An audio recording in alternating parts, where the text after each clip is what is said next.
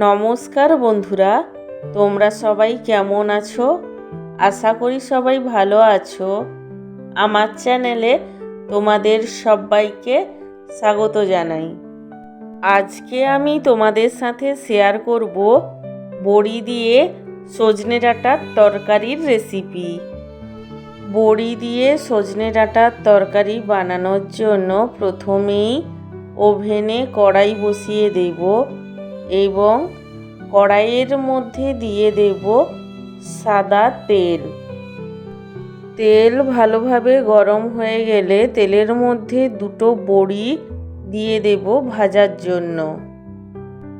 বড়িগুলোকে লাল করে ভেজে নিয়ে একটি পাত্রে তুলে নেব।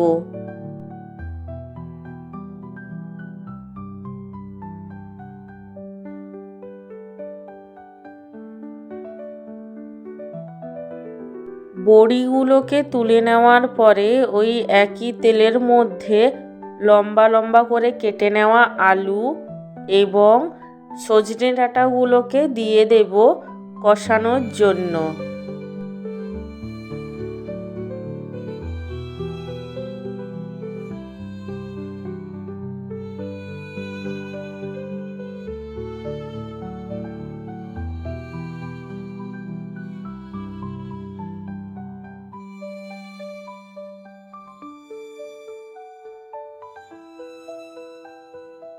আলু এবং সজনে ডাঁটাগুলো যখন 50% কষানো হয়ে যাবে তখন এর মধ্যে দিয়ে দেব নুন। নুনটা আমি আলু এবং সজনে ডাঁটার পরিমাণের উপর নির্ভর করে দিয়েছি। নুন দেওয়ার পরে আলু এবং সজনে ডাঁটাগুলোকে ভালোভাবে কষিয়ে নেব।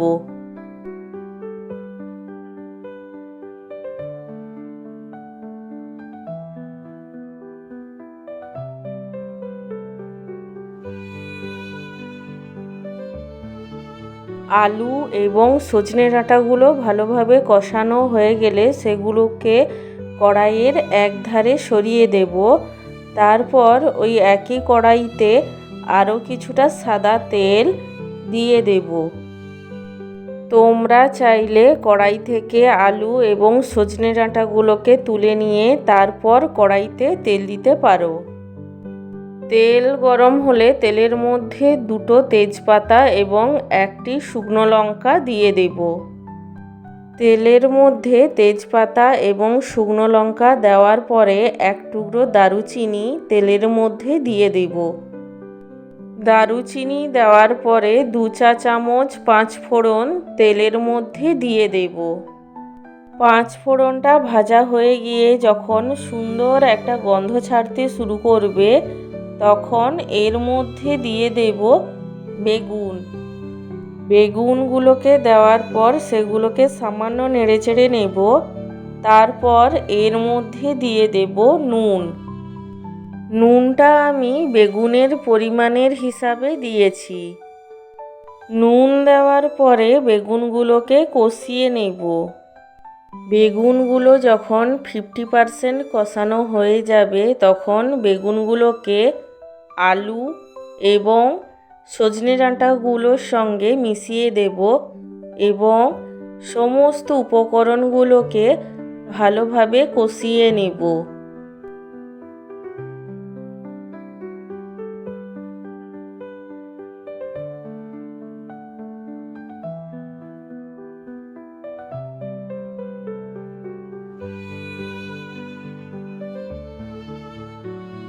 সমস্ত উপকরণগুলোকে ভালোভাবে কষানো হয়ে গেলে এর মধ্যে দিয়ে দেব হলুদ গুঁড়ো।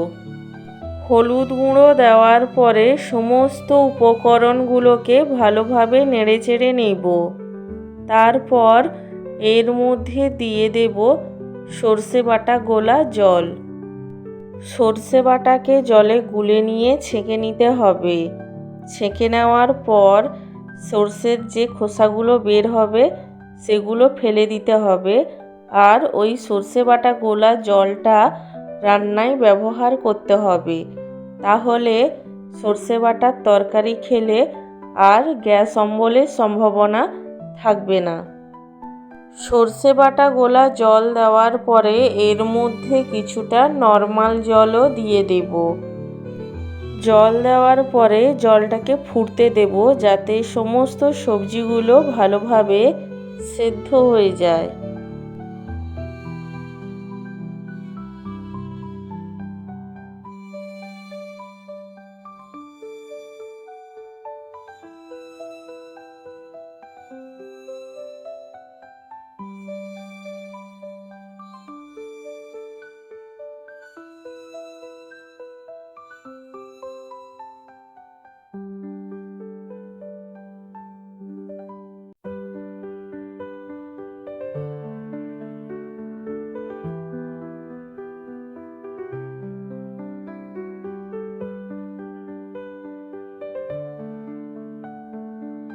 সবজিগুলো ভালোভাবে সেদ্ধ হয়ে গেলে এর মধ্যে আগে থেকে ভেজে নেওয়া বড়িগুলো দিয়ে দেব। বড়িগুলো দেওয়ার পরে তরকারিটাকে আরও কিছুক্ষণের জন্য ফুটিয়ে নেব।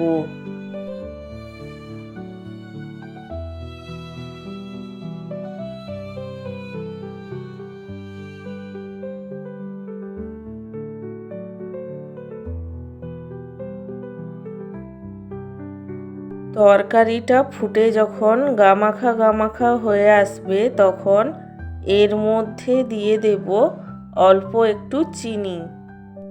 চিনিটা আমি স্বাদের জন্য দিচ্ছি। চিনি দেওয়ার পরে তরকারিটাকে আরও কিছুক্ষণের জন্য ফুটিয়ে নেব। তারপর নামিয়ে নিয়ে গরম ভাতের সাথে পরিবেশন করব। তোমরাও এইভাবে বড়ি দিয়ে সজনে ডাঁটার তরকারি বানিয়ে খেয়ে দেখো, আশা করি ভালোই লাগবে। ভালো লাগলে আমার চ্যানেলটিকে সাবস্ক্রাইব করে পাশে থেকো এবং লাইক কমেন্ট শেয়ার করতে একদমই ভুলো না। সব শেষে তোমাদের সবাইকে জানাই আমার তরফ থেকে অসংখ্য ধন্যবাদ ভিডিওটি দেখার জন্য।